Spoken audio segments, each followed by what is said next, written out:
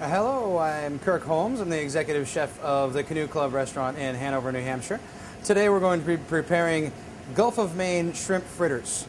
Very interesting information to know about Gulf of Maine shrimp. They literally do come from the Gulf of Maine all the way up and down the seacoast. They are small, very small, as we can see here. And they have an extra sweetness to them that is unlike most any other shrimp that you may find in the world. And for us, they're considered a regionally local product, which is a very cool bonus for us. You may be able to find Maine shrimp in stores located near you. If you can't, a small shrimp would be better because you want to maintain that sweet flavor. But that doesn't mean you can't use a jumbo shrimp. I would probably stay away from prawns just because they're expensive and you're not going to get that sweet flavor in almost every case. Fritter batter, you have whole Maine shrimp, and I have chopped Maine shrimp. We keep some shrimp whole at the restaurant to make sure that people feel comfortable knowing that we're not giving them seafood products. They know that they're getting the real deal. So with what is in the batter basically is all-purpose flour and a fine grain flour called Tipo 00. Tipo 00 is a flour commonly used to make pasta with. It's very, very, very, very finely milled. It's a durum wheat flour. Outside of it being finely milled, it's no different than any other flour, any other white flour, I should say. It's not like buckwheat flour or chestnut flour or anything like that. But other ingredients in the basic batter are Harpoon IPA. Harpoon's a brewery from near our restaurant. And we use the IPA for its citrus flavor, which is complementary to the seafood, of course. And IPA is also lighter. We're trying to get a light color. We're going to be frying this batter, so when you fry it, by nature the sugars are going to caramelize, and they're already going to become golden, in some cases a little bit darker, so we don't want a dark beer. If I use Guinness, I'll come out with black Maine shrimp fritters. It might taste good, but not necessarily good on the eyes. To the beer, we're going to sift the flour. And I've combined in this container the all-purpose flour and the Tipo 00 flour.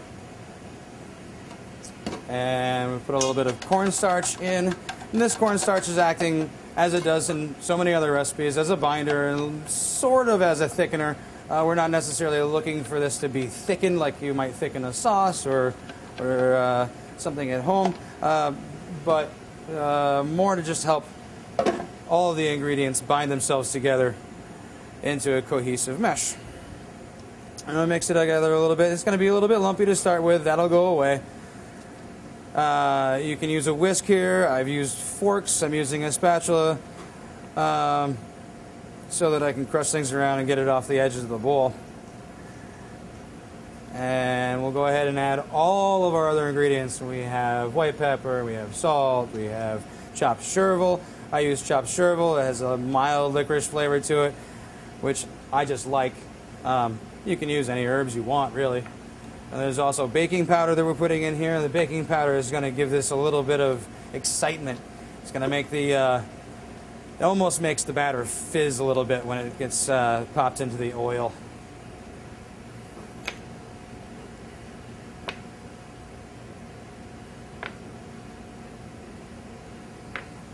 So we have everything in.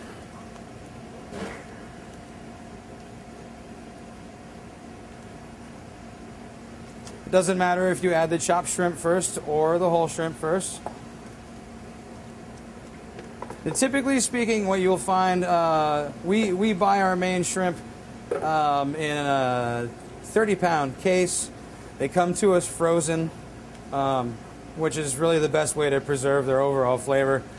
And some people might scoff at the frozen product, but in this particular case, it works very well for us. So one of the important things to remember about this recipe is that you want the shrimp to be completely thawed before you work with this recipe, and as is the nature with frozen seafood products, shrimp especially, is as they thaw, they'll do something called slack out, and that is they're going to lose some of their weight to water. That being said, the recipe is written for shrimp that have been drained of that excess liquid. You don't want to necessarily drain them and dry them out or dehydrate the shrimp. You're not trying to do that, but you don't want it to be you don't want the batter to be very, very soupy. And if you don't drain any of that excess liquid off, you're going to end up using 2, maybe even 3 times the amount of dry ingredients, which for our particular case is just not economical. Not to mention you'll end up with a far larger batter that doesn't have as much of the shrimp in it. It'll just be more filler. So here we have your Gulf of Maine shrimp fritter batter, and now we'll head over to the stove and fry it up for us.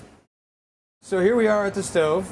We have a little stovetop wok that has about an inch worth of blended canola oil in it, and we have our thermometer here. We want to reach about 250 degrees on the tabletop or on the range top. Those of you who have a Fry Daddy or a tabletop fryer at home, certainly use that as an option, and you can get up to about 300, even 350 degrees in a fryer. Another way, those of you who don't have a thermometer at home, if you just want to drop a little bit in of whatever it might be, the fritter batter, or could even be a little spot of water, drop it in. If it starts to sizzle, you get nice bubbles out of it, your oil is ready. Now, always remember to be very careful when dropping something into fry oil. You want to be careful not to overload the pan, because what that's going to do is drop the temperature of the oil, which will in the end give you a less pretty product. So we'll take our little tester out and just have a towel sitting on a plate to help drain the oil off. It just makes for a cleaner appearance when you go to put it onto a plate, and a little healthier too. And if you happen to have an ice cream scoop at home, great, go ahead and use it to portion your fritters with. I'm just going to use the spoons, and we'll drop a dollop of it in. Now, in this pan, in a shallow fry, as this is called, your fritter batter is going to stick to the bottom of the pan relatively quickly. So, take your rubber spatula, a little bit of the excess off of the spatula, and just get underneath the fritter just to release it from the pan. Once it's released, it's going to be fine. Now, we're shallow frying, which, as the words may imply, is not deep frying. When you're shallow frying, as you can see, and you'll see even better when I flip these over, the top of the fritter is actually exposed out of the oil. As we flip this over, you can see it's already starting to get a nice golden color. You have to flip this over. You can flip it over a couple of times if you like. This fritter will only take each side of the fritter you want to cook for about a minute to a minute and a half in shallow fry. If you're in the deep fryer, drop it into the fryer later for about 45 seconds. Once the fritter floats, we leave it in for another 45 seconds or so, and it's done. They're done.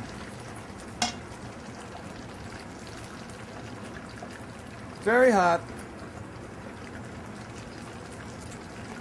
Fortunately, a number of years in the business, I don't necessarily have very much feeling left in my fingertips, so if those of you doing this at home, please take care to use 2 spoons or a spoon and a fork or a rag or at least something to cover the tips of your fingers, because you don't want to walk out of your kitchen with a blister when you go to eat a shrimp fritter. So, all it takes is draining these fritters for a few seconds, really, and then you can take them off the towel and we'll go and plate. All right, so we're going to assemble a Gulf of Maine shrimp fritter plate. What we have here in this bowl are watermelon radish pickles, and over here we have a Chipotle Aioli. Both of these recipes you can also find at howtoheroes.com. Just look for watermelon radish pickles and Chipotle Aioli and Chef Kirk from the Canoe Club. So we're going to put a little dollop of the watermelon radish pickles right in the middle of the plate, and then take our Chipotle Aioli. There's no portion for this. If you like Chipotle, you like aioli, and put as much on there as you want. I never said to anybody that this was a healthy dish. It's just a good dish. We're arranging it into a triangle.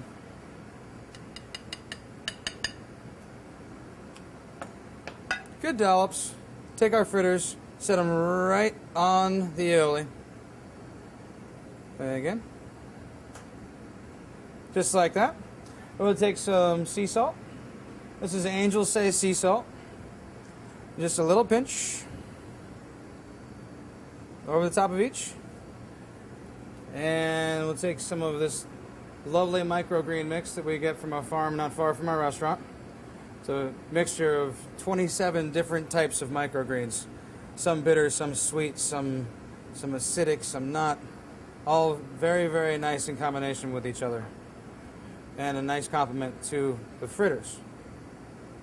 And voila, we have Gulf of Maine shrimp fritters with watermelon radish pickles and Chipotle Aioli.